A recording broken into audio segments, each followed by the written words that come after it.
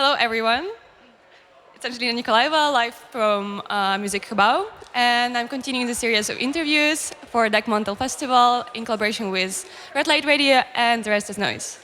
And next to me is our guest, Nadia Struiwigh. Did I pronounce right? It's fine. Struiwigh, yeah. It's fine. So she just rushed here from Shelter, where she opened one of the opening concerts with her live show. So how was it? Yeah. Actually, it went pretty well. I was really nervous. I didn't sleep, and I just built up a new set like in 4 days because I was done with my last set, so I built a new one, and yeah, I think it was really what I wanted to share. So yeah, it went really well. So what kind of mood or idea were you trying to convey with your set? Actually, I really love sci-fi, so I really wanted to do something with that sound, and I really love ambient, and I want to combine it with like more rough breakbeat stuff. But so I was actually opening with a lot of ambient and melodic stuff. Wow, and I also ended with that, but in the middle it was really breakbeat, sci-fi, a lot of reverb. Yeah. I was really sad to miss it. But what part improvisation play in your set? I've been seeing videos of your rehearsals popping up online all the time, like 2 weeks in advance. So what part do you actually improvise on the spot, or is it all kind of pre-rehearsed? No, I have like I actually have like some patches I made. So I created my own patches, and with that I have like own sequences, and I can variate from that, and I also can variate from all my drum machines, so I can do whatever. And yeah, in the beginning I always have something like what I have in mind, and I will just perform that, but suddenly it becomes really like improvising, and just I feel like that's the best way for me to just improvise and go with the flow and feel the people and the atmosphere. Yeah. Yeah. We've met with you before, and you always struck me as a highly energetic person and very positive, and your music is also very like emotionally rich and cinematic. And I can imagine that when you play a DJ set, you are pretty limited in a way, like in terms of sound. So how would you compare playing live and a DJ set? Like I've in your interview for Dekmantel, you mentioned that you need triggers or vibrations to actually feel the music, and that it touches every cell in your body. So how do you do that with a DJ set compared to live set? Well, actually, it works a bit the same for me because I do everything from feelings and emotions. So it's a bit the same, but I can't. It's not really different in a way. You know, what I create, it's really what I feel at the moment. But what I play is also what I really feel. But not only what I feel, but also more like what the people are into. That's a bit more combined, I guess. Like the emotions of me and the emotions of the people in front of me. But with the live set, it's more like me in my own bubble, and it's like a sort of I'm not there really anymore, you know. I'm just Yeah, you completely give into it. Sorry? You completely give into it. You completely give into your music. Yeah, at that moment. I'm just done. And then after an hour I'm like, "Oh fuck, yeah, it's done. it's a wrap, you know." Yeah, so yeah, that's a bit of a different, but it works a bit the same, I guess. Yeah. So recently you've been to Nepal, and you spent there a month, if I'm not mistaken, or something like that. Yeah. You studied the Asian art of sound healing there, in Kathmandu Center of Healing. So could you tell a bit about your time there in Nepal? And I think the course itself was about 3 days or something, so you actually spent there quite a while. So how was it? Yeah, it was so amazing. I love to travel and to see different cultures, and I didn't expect it a lot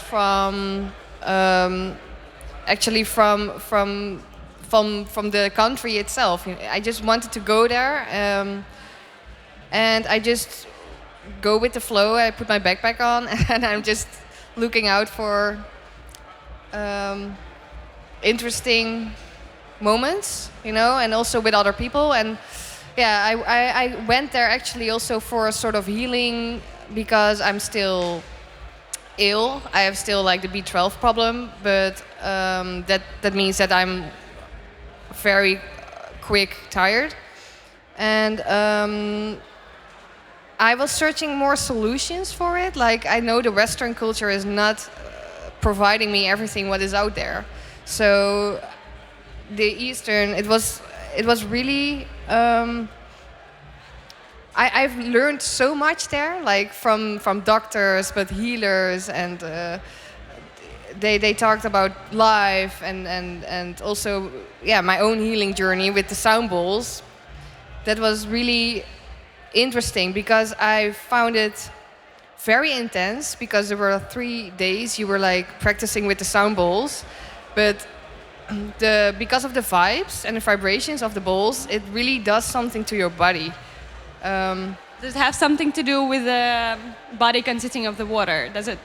Yeah, like you have like different kind of notes, and you have like 7 chakras. So I have like 7 bowls, and every bowl has a different intention to your body. It's hard to explain, but it makes you really relaxed. But you can also like, if you have like an illness or you have like muscle pain, the vibrations are really they do something with your body. You're 80% from water, so it's resonating. And I found it really interesting, and I really had to cry a lot those days, like it was really reaching out to me, and I felt so connected with it. And after the 3 days, I met so amazing people there, really open-minded people, and I was like, yeah, man, this is what I want to do. I want to help people, and I want to share my passion about the sound healing and combine it maybe with electronic music, and maybe reach out to people that really need to heal as well, because a lot of people are ill. You can't really see it always. But have you ever dove into this topic before, or was it something you've learned about in Nepal already?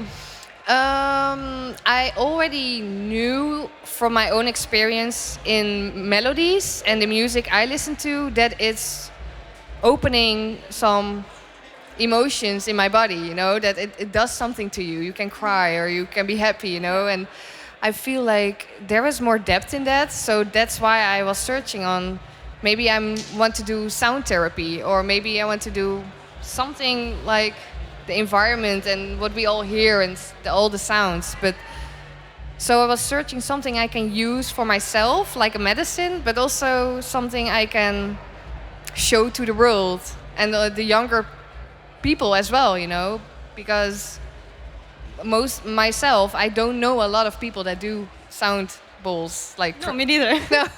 So, yeah. So, how did you experience it on yourself? You've done this therapy on yourself too, right? Yeah, I do it too. So, how did it change it your emotional or physical well-being? Well, I can say an example. Like, if I had a tough day, like I'm a happy person, but there is always moments that you are not really, that you struggle. Or Nobody whatever. can be happy. No, always. you're a human, right? 24/7. No. Yeah. So. If I'm home and I have my bowls in my living room, because I don't have a television or whatever, I just want to make music or relax, and playing those bowls bring me to a sort of vibe that I'm like, everything is okay, like you become in this sort of trancey vibe. And so next week I start actually to do it for other people. For the first time? Yeah. So I asked some musicians around me that I know, like, hey, are you interested? So I can practice on you. And I really wish and want to make that my living next to music, to really help people. So Yeah, for sure. Yeah, sure. But can you take us through the process of it? Like how actually the ceremony looks like? It's ceremony, right? Yeah, You call it this way. Yeah, it's. I think ceremony sounds a bit. I don't know. I don't have a lot with that word. Ceremony, but it's like maybe 20 minutes. Somebody is just actually laying down, and the balls has a place around you, like stuck, and the person should try to relax, close his eyes, and I will hit the balls. But there is that sounds so weird, right? I'm hit the ball, man. But I'm actually hitting them with a sort of intensity, so you can hit them with full intensity. Okay. Longer it's not a person who hit. But you can also like also lower, and they become to like a bit of zooming, you know, like I can't really do it, but and the person, if I do a good job, then the person falls asleep. Oh, really? Yeah. Like completely. Then it's totally gone. It's like in a sort of trance, and it's gone. But And the effect still goes on, right? Because like it still affects the body. It doesn't have to affect the mind necessarily. it does affect your mind as well, but actually for the moment, when I do a good job, then the person will sleep after maybe 10 minutes. And there is a certain way you have to play them. But after maybe 10 minutes, it's like 14 rounds you have to play. After 10 minutes, you can improvise and you can make your own sounds. And you Because the person is asleep. Huh? Because the person is asleep. Well, you can stop if the person is asleep actually, and then you give them some space, like 5 minutes, and then they need to relax, and then you ask like, hey, do you need some water, need something else? And yeah, they feel relieved, you know. So does the impact actually change? Like, can it be modified by the way you perform it? Or is there like one way to do that? No, I feel you can also give like concerts with those bowls. So you have like you said, like you have like a church, and you can make a sound bowl concert. So it's a sound bath actually. So you can invite more people, and it sounds like a magical. Yeah, is it a ceremony? Sounds pretty great, actually. Yeah, but it's so it's you really can help people to relax, because these days we know we are rushing all the time. You know, we have always something, but to provide them rest, and I feel like that is helping people to be more connected with their own body. Before you got into the sound healing, you were already practicing some meditation or any other ways to heal yourself? Something. Yeah, actually I do. I meditate every day, and I'm also like do yoga, so it's pretty much connected already. And if I'm in nature, I feel really good, you know. Yeah, but I live in the middle of the city. That makes no sense, but okay. Yeah, but that's why it's even more special to go outside It's sometimes. so important to connect with nature, and we start to forget that sometimes. You know, we are nature, so, and that's why I think it's for me a nice way to extend my experience into the sound. You know, not only performing electronics or in clubs, but also the healing part. You know. But you said you actually were thinking about incorporating this into your sound. So actually, how do you do that? Do you use this knowledge that you acquired in Nepal when you're producing or like you're playing live in any way? Yeah, my idea now is like I want to get some mics, and I want to put them around the bowls, and I want to record them, and maybe I will even include them with my live set, because it's such a magical sound. If you put a reverb on it, it's like exploding, like the sound is exploding. And I have to how you say that? I have to try that. You know, I don't know how it will be like, and I never saw somebody yet that does it. So I think they are there, or only with the sound bowls or hand drum or whatever. But I want to combine it with EDM, like the With rock. EDM. Yeah, I want to try how that sounds like. Yeah. Oh, IDM, you mean? IDM. I mean, Okay. yeah. EDM. Don't confuse. Well, since we are talking about IDM, what are actually your main influences when it comes to the music?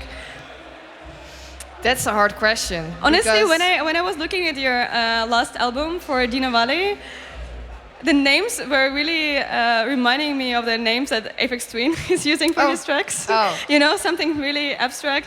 Yeah, but I had I had one time I had feedback on my album, and they said it was really a label from the past, a really nice label, and they said you should change your track names because they were pretty plain always, and I was like, yeah, maybe I can make them more difficult because I think as well difficult, so I can put a change into that, but it's not. I really love Aphex Twin's music above all. Who but- doesn't? Who not? But I don't have the one big inspiration. I can even walk on the outside here and I hear sounds and that's my inspiration. I'm not like one act that I'm really oh, that one, I really love Boards of Canada, of course, as well, but I can't really say I get my inspiration out of their music. I get inspiration of everything what I hear. Yeah, you kind of absorb the things I'm around really you. I'm like is it a sponge? I'm right. I'm like SpongeBob, Well, you remind me of him sometimes Oh, with your thanks. sense of humor, maybe. But how long were you producing already? 10 years. Oh, that's a pretty long time. Yeah, so you I'm probably so don't even remember old. how it all started. What? You probably don't even remember how it all started. Of course I do. Yeah. Oh, then tell us. Of course I do. I had my laptop of my boyfriend by then, and he had Reason on it, and I just took it and I put it on my lap, and I sit in bed with my headphones on, and I was just playing around, and it was Reason, and now I use Ableton, but Reason was more difficult, and but I really love to put my ideas and my feelings into sounds and compositions. So it was pretty. Yeah, I was always already in a party, and I thought already oh, there's more to this. It's not only that we are dancing here and go wild and use drugs and use alcohol and go nuts. Yeah, that's very black and white way to see the music or dancing music. Yeah, that's.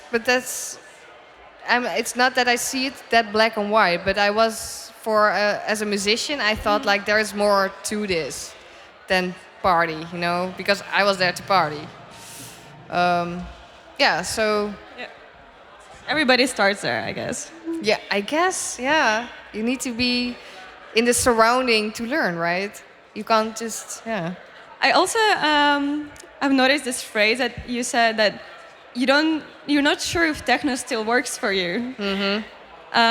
Whether this moment that you realize that I don't want to play techno anymore. I want to go more difficult and Because I started with difficult and I lost a bit track of who I really was because of influences. I was really was it sort of influenced by the fact that you were booking more in clubs or festivals and mostly I just go with the flow, and if you are booked in the club scene, it's really you are so in the middle of that and being maybe a bit pushed to do certain things, and I was like, wow, I'm not me anymore, really. I have to step two steps back to connect more to who I am. So I was Yeah, I was thinking, how can I go back to who I really am and what I want to reach with music, and with combining also in the club scene, because it's not that I don't like the club scene anymore. You know, I love the club scene as well too, but I want to be more connected to who I am. And yeah, so I was, maybe that was like 2 years ago. I was like, hey, maybe I should just do more who I am, and just watch what will happen with that, you know? So who are you? That's such a hard question. It's hard to say who you are because I am just me, you know? And we love the way you are. So. Sorry? And we love the way you are. Aww. So then to wrap it up, I wanted to play one of your tracks from your last album. Help me to pronounce it. Oh, Where Are You? Yeah, Am I Where right? Are You? I couldn't really figure out how to pronounce the name before my friend told me about it. Yeah. Well, it's Where Are You, but I didn't want to make it that obvious. So the track is called Yogwa. Is it a reference to yoga? Yeah, totally. I got it right. Okay, let's go.